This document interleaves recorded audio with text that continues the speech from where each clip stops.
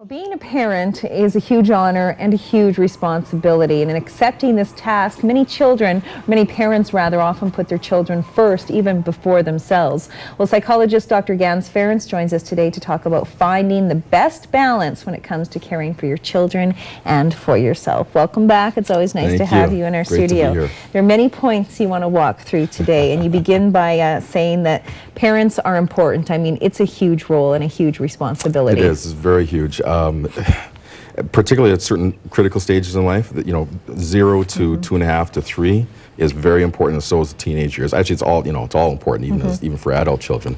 But during those times, the brain is going through really rapid reorganization and growth, and what is around, the environment that the child is growing up in, is extremely influential at that point. So, particularly the childhood years, the 0 to 3. The child's brain is actually imprinting or using the mother's brain as a template for development. So if mom is happy and calm and peaceful, that's sort of the substrate. That's the foundation that the child will get, and it'll use that to develop its sense of self-esteem. It'll use that for the sort of emotional glasses that it uses to interpret the world and also relate with other people later in life. All in the first 3 years? Yep.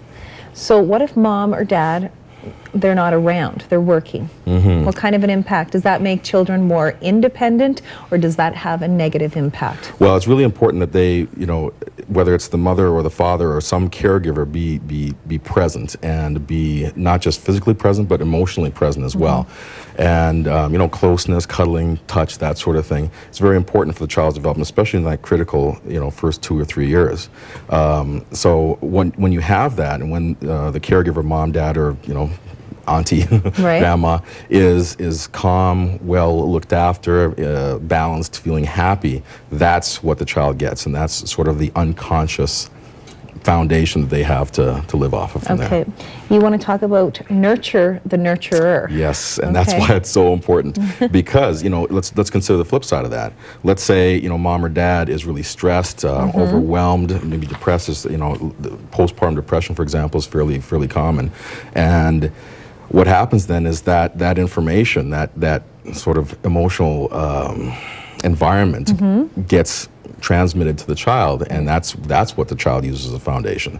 So not just that, but then the caregiver is also not as much available because they're tired or whatever it might be. So they're not picking up on the child's cues, they're not interacting, they're not playing, they're not really sharing the joy. Actually, it's found that joy and playing and these sorts of things really help the child's brain develop in a huge way. And not just the child playing or with other children. You playing with them. Yes, exactly. You playing and you showing the joy and allowing yourself to feel the excitement as that builds.